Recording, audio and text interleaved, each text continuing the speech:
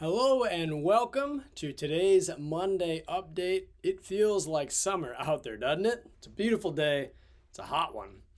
Well, we're nearly done with our summer sermon series, the stories we love to hear, the stories we never hear. Throughout the summer, we've been hearing various stories, stories from the Old Testament, stories from the New Testament, stories that you know well, stories that maybe you haven't heard. We've heard stories from literature.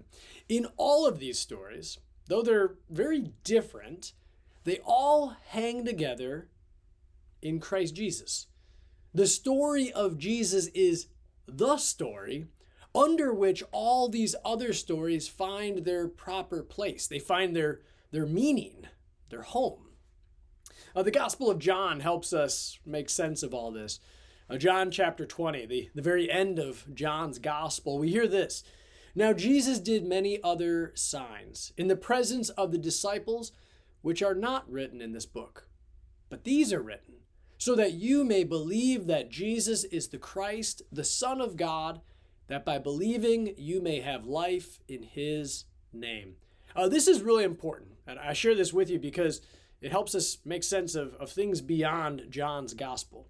John is saying all these stories, all these events and miracles and teachings, everything that Jesus said and did, all these interactions, they find their home, their purpose, their meaning in Jesus, so that by believing in him, you may have life in his name.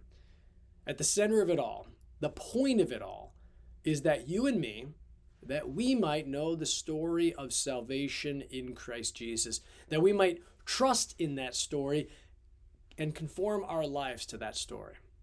Our own stories, the story of your life, can only make sense when we fit it into the bigger story, the better story of salvation in Jesus.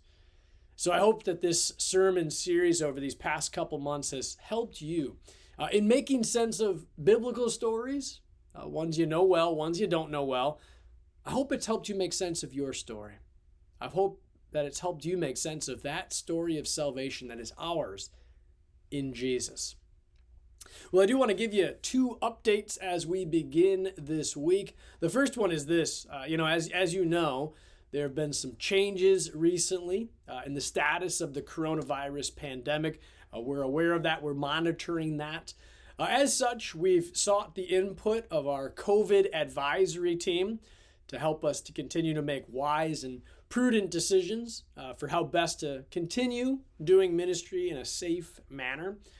Our COVID policy remains the same as it has been. We encourage people to follow medical best practices and to let their conscience guide them in how they conduct themselves with others while they're here at St. Luke at either of our campuses. And we'll continue to monitor any changes with the pandemic and adjust accordingly.